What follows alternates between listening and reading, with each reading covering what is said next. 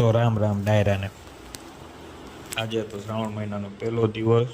તો નાહી ધોઈને થઈ ગયા આપણે તૈયાર.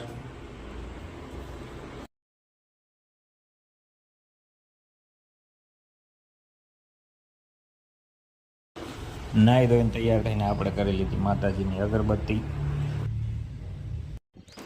અગરબત્તી કરીને આપણે આપણી બાઇક ચાલુ કરી અને નીકળી ગયા શંકર ભગવાનના મહાદેવના દર્શન કરવા માટે. કેમ કે શ્રાવણ મહિનો આજથી ચાલુ થાય છે, તો આજનો દિવસની શરૂઆત તો શંકર ભગવાનના દર્શનથી જ થવી જોઈએ. તો બસ ત્યાં આપણે કર્યા ભોળાનાથના દર્શન, અને ભોળાનાથના દર્શન કરીને આશીર્વાદ લઈને આપણા વ્લોગને વાયરલ થાય એવી પ્રાર્થના કરીને નીકળી ગયો નાસ્તો કરવા. આવી ગયા આપણે દિનેશ ખમણવાળા, અને માધાપુરમાં રહેતા હશો તો તમને ખબર હશે કે બહુ ફેમસ છે. તો નાસ્તો કરીને આપણે આવી ગયા તુલસી હોટલે ચા પીવા. કેમ કે આપણે રોજ બંધાણી છીએ ચાના, તુલસી હોટલની ચા તો જોઈએ જ આપણાને.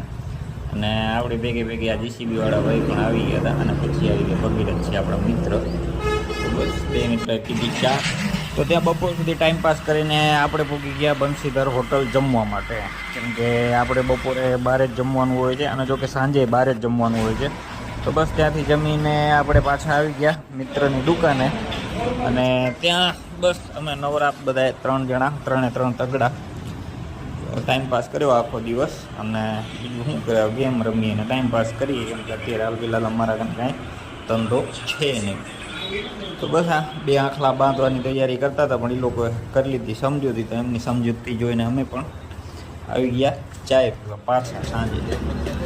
તુલસી હોટલે પીધી ચા, અને ચા પીને બેઠા. અંધારો તો અમારો ત્યાં પાડી નાખ્યો, કેમ કે કાંઈ ધંધો છે નહીં. એટલે આપણે અંધારો થઈ ગયો એટલે પછી આવી ગયા ઘર તરફ. કેમ કે આજે શ્રાવણ મહિનો છે એટલે બપોરે જમી લીધું હતું, અને ઉપવાસ હતો એટલે રાતે જમવાનું હતું નહીં. એટલે બસ ઘરે આવી ગયા, અને આજનો વ્લોગ આપણે અહીંયા કરીએ છીએ પૂરો. જય માતાજી.